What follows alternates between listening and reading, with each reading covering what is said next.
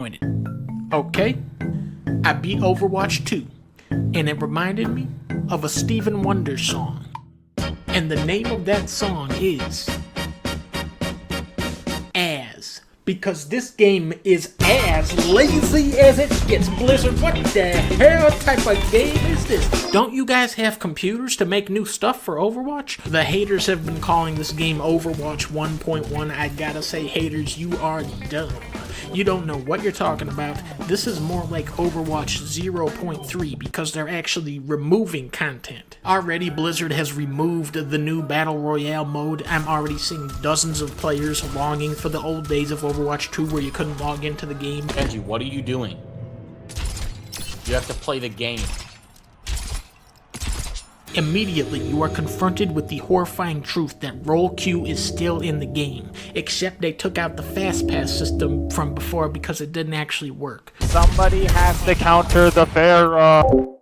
In terms of gameplay, Overwatch 2 has made extensive, sweeping changes to its classic formula, like Ryan's name has been changed to Cassidy. The name's McCree. Okay, I guess they changed it again. Come on, Cole. Try a little harder. What the fuck is his name? One of the key design philosophies behind Overwatch 2 is that poor people aren't actually people. In order to log in, you now need to provide a phone number, and that shit better not be prepaid. You will also need to provide the address to the house that you own to play this game. If you are living at your parents' house, sorry, you can't play. If you are living in an apartment, that doesn't count. You need to have proof of ownership, and that mortgage better be paid up. You will also need to provide the license plate number for your vehicle, and I hope for your sake that it is a Mercedes-Benz or fancier. The biggest change of Overwatch 2 is that each team only gets one tank now. To compensate for this, tanks are much more powerful in this game, but Blizzard forgot that there was a mode called Open Queue where you can have as many tanks as you want, and you can't counter them because they removed Bastion from the game due to a glitch because nobody playtested the game because nobody wants to play Overwatch 2. Sometimes when I'm playing this game, I think to myself, why? Is this even fun? Overwatch 2 makes great strides here by having your playable character actually tell you when you're having fun. I'm having fun. What's tricky about making a game like this work is balancing all the different heroes. In a perfect game, every character would feel powerful. In this game, Blizzard balances heroes by making them feel weaker or more generic. When the game first came out, Roadhog's hook was insane. That was insane. If you grab somebody, dead. Today, if you grab somebody with Roadhog's hook, you die. You fucking dumbass. In Overwatch 1, Mei could freeze people. That was her whole gimmick, remember? Now she just slows them down. In the old Overwatch, Junkrat's stupid-ass tire gets a saxophone kill. Look at the tire in Overwatch 2. What is that? Doomfist used to be crazy. If you punched a healer in Overwatch 1, they were removed from the match. In Overwatch 2, I can't even kill a fucking D-Mech Diva. The PvP is a piece of shit. However, we still haven't played the co-op mode because they delayed it to next year because they probably didn't even start working on it yet. None of Overwatch's core issues have been addressed here. 5v5 ends up making the game even more steamroll heavy than the original. The game still expects an unrealistic amount of teamwork from a community of players that needed roll queue to pick their characters for them, and the objectives are still anti-fun garbage. Why are we here? Overwatch 2 isn't the worst game I've played this year, but it's definitely the most disappointing. But still better than Valorant.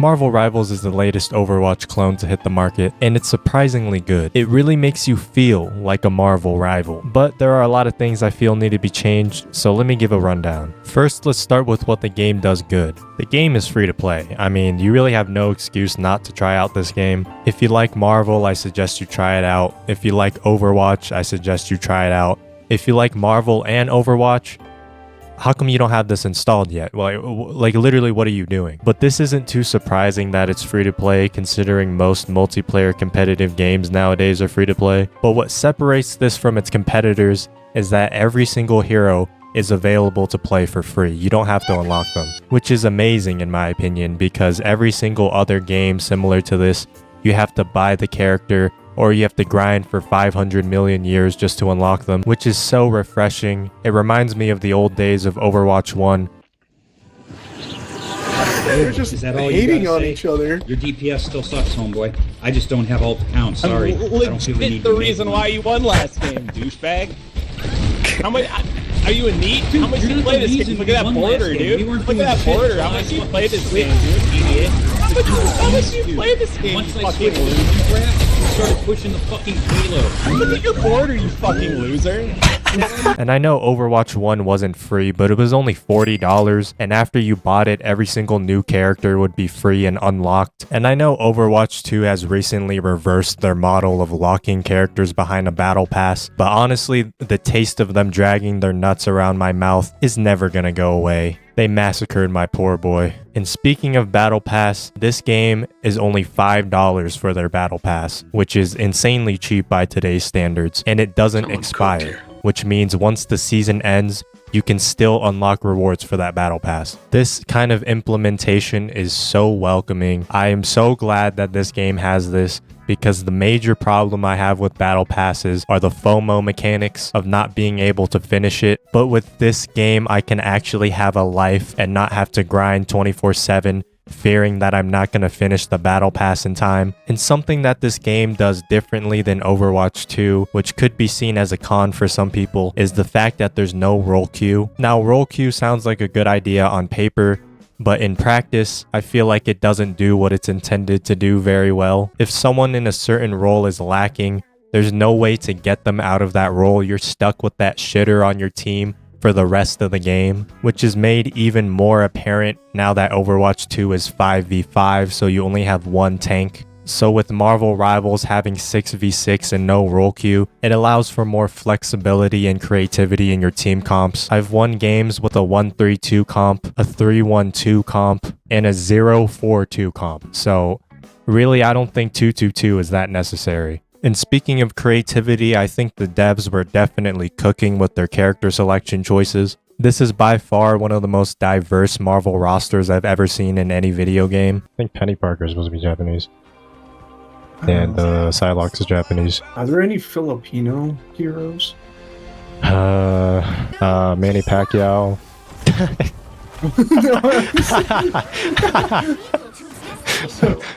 Thank God Marvel made him. Yeah, the Manny Pacquiao skin for Iron Fist.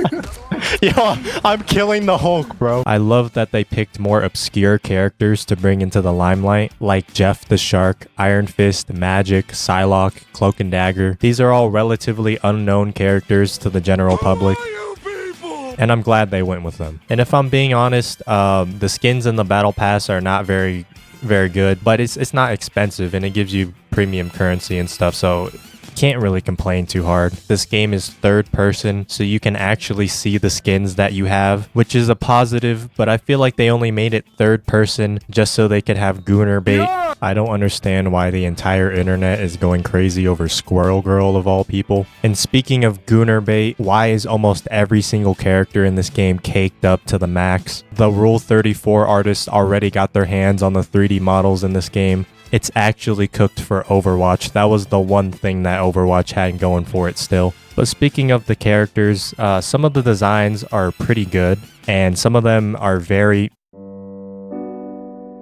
This Captain America design is probably one of the worst designs I have ever seen.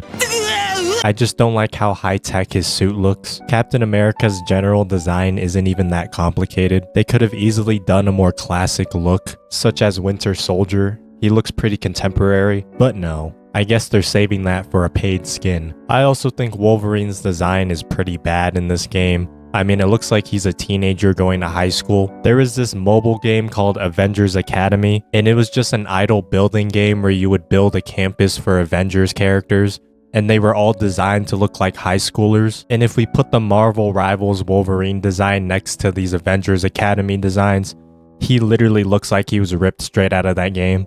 Bro is wearing designer white boots, like there is no way Wolverine would ever wear this. And when Wolverine charges up his rage, he gets spiky hair, like bro thinks he's Goku or something. But enough about the bad character designs. Let's talk about what's done bad gameplay wise. It feels like this game has a lot of balancing issues that need to be worked out. Penny Parker is actually one of the most annoying characters to have to face. She can place mines and put down a spider nest that shoots more mines out on the webbing, and the webbing gives her an additional 150 health when she's on it. So in order to beat her, you need to destroy her spider nest, but she's just gonna put it behind a wall or something. Are you serious right now, bro? Yeah, I think this is pretty fair. I think you should be able to get your health bar deleted by things you can't see or destroy. Notice how her entire team is on the fucking spider web nest, so you can't even do anything. If only we had a competent DPS to destroy the spider nest. Unfortunately, we were stuck with this mentally deficient Punisher who's somehow missing every single fucking bullet on a turret. I don't even know how that's possible, man. Are you playing on a USB steering wheel? All the flying characters are abysmally trash in this game. If you can aim even just a little bit, you're gonna kill the fucking flying character before they can even do anything. And even if you can't aim, you can just jump in the air with Iron Fist and beat the shit out of them. Hey, I'm coming for you, bitch.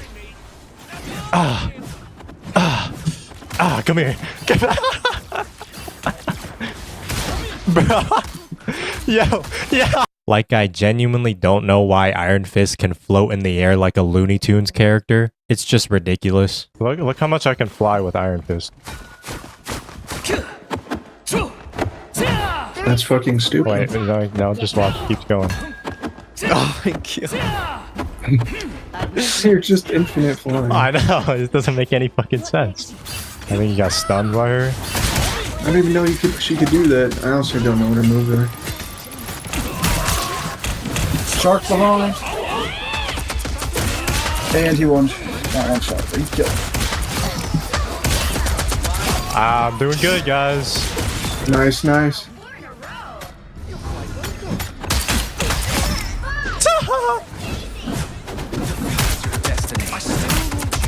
Fuck you, Iron Fist stiff. And if you thought that was bad, look how easily Spider-Man can kill someone from the air. At this point, I think they should just delete Iron Man. Maximum pulse!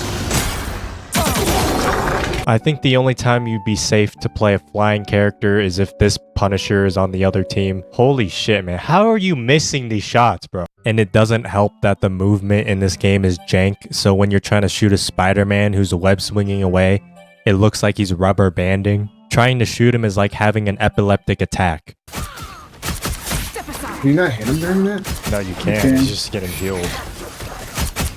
Oh, I got stunned. And I'm dead. Straight.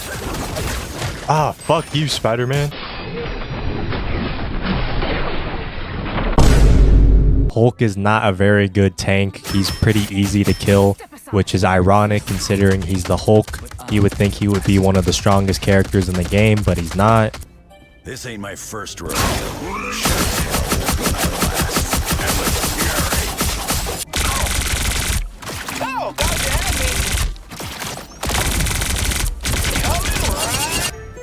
Sometimes I wish I could go back into the deep freeze for a few more decades. We're done here! And wash our foes away!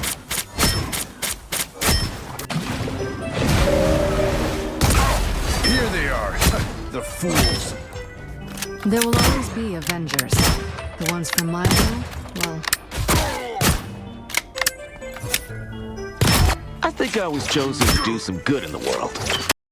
Movie-based video games. A concept as old as 1982, back when people were still putting lead in gasoline. The idea is simple. Take a successful film and use the already well-loved characters and world and make a game out of it. It's a foolproof plan, really. Attract movie fans and gamers and get an audience double the size. What could go wrong? Well, for the past 42 years, people have been trying to make movie-based video games, and I think we can all agree that movie-based video games are hot, steaming garbage 99% of the time. This is disgusting. This is awful in every way. Every once in a blue moon, we get a little treat like Spider-Man or Lego Star Wars, but never before has a company dared to take a movie-based video game into the incredibly desolate landscape that is the market of competitive PvP games. So, I'll be honest, when I heard that Marvel was making a game, I immediately dismissed it as another cash grab movie game that no one would play. And my god, have I never been so wrong. For the first time ever, Marvel Rivals has achieved the impossible. Make a world-renowned franchise into a AAA PvP game that's actually good? So without further ado, I'll be going over everything that Marvel Rivals has to offer and any issues that I might have with the game. And at the end of the video, I'll give you my list of pros and cons so that you can make your own informed decisions. This is Marvel Rivals.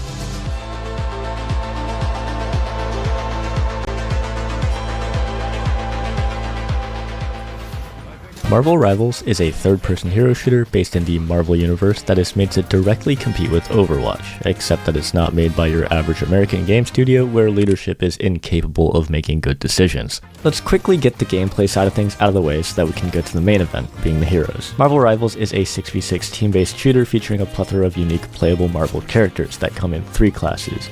Vanguard, Duelist, and Strategist, aka Tank, DPS, and Support, which I will be calling them by the latter. Not sure why they needed the new naming scheme. You'll be playing various objective-based modes like Control Point and Push the Payload on recognizable Marvel locations like Asgard and Wakanda. Marvel Rivals is releasing with a massive cast of 33 playable characters, all with their own unique kits, playstyles, and personalities. I was originally planning to cover all of them in this video, but I recorded the script and the video was an hour long, so maybe another day. Instead, I'll go over a few of my favorites. Find Peter Parker!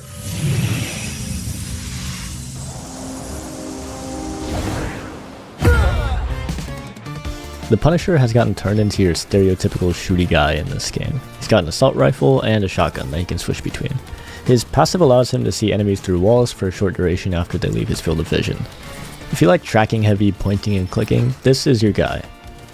The shotgun is hilariously good in this game. A lot of the melee style heroes will just fall over trying to fight the Punisher.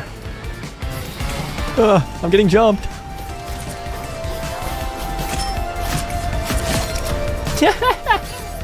Remember Diva from Overwatch? Yeah, she drank the pink sauce and this is what happened to her. All jokes aside, this is Hulk, aka Bruce Banner. He functions similarly to Diva because he turns back into Bruce after dying as the Hulk. Hulk is a tank that uses his gamma-empowered body to jump into the action and beat people to a pulp. His ultimate ability even allows you to pull off his iconic Hulk smash on an unsuspecting victim. No! Get off this! Get off this!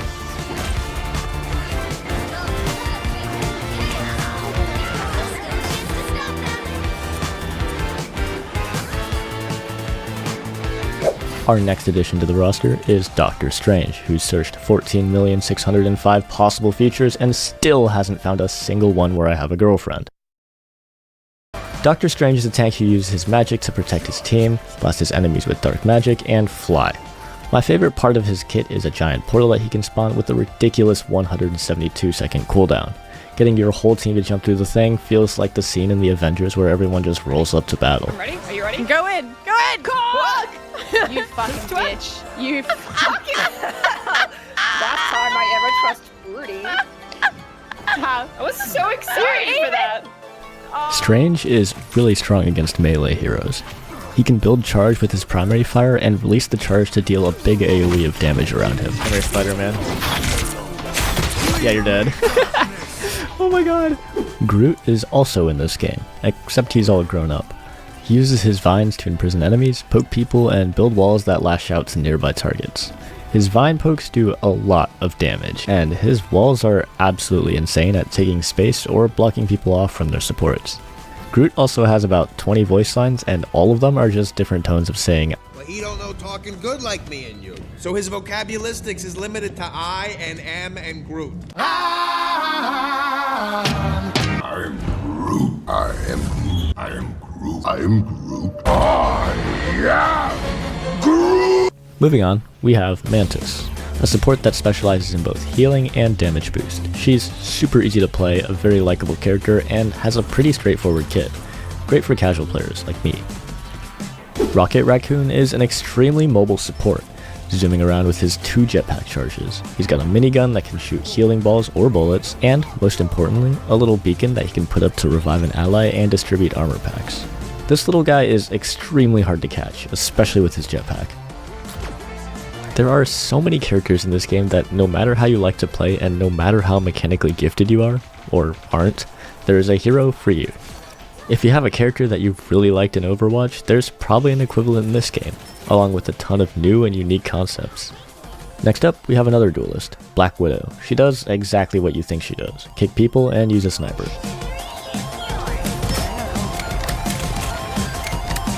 Banner's dead. Manta's dead. Adam's half. Black Panther's dead.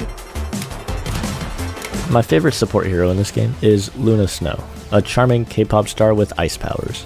She's like Robin from Star Rail, but with ice. Luna Snow uses her ice powers to heal and deal damage. She's really good at pocketing others with her idle aura, which you can put on an ally to heal them. She's also got a freeze to CC any attackers, ice skates to quickly maneuver away from danger, and best of all, her ultimate starts at concert right there in the middle of battle.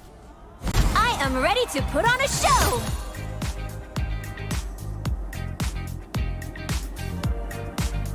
Penny Parker is a tank hero that does all things spider. She's got healing webs, trapping webs, movement webs, spider drones, and spider mines. She can even run up walls.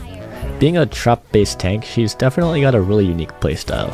She's also insanely annoying to play against because she has webs that can stun every few seconds.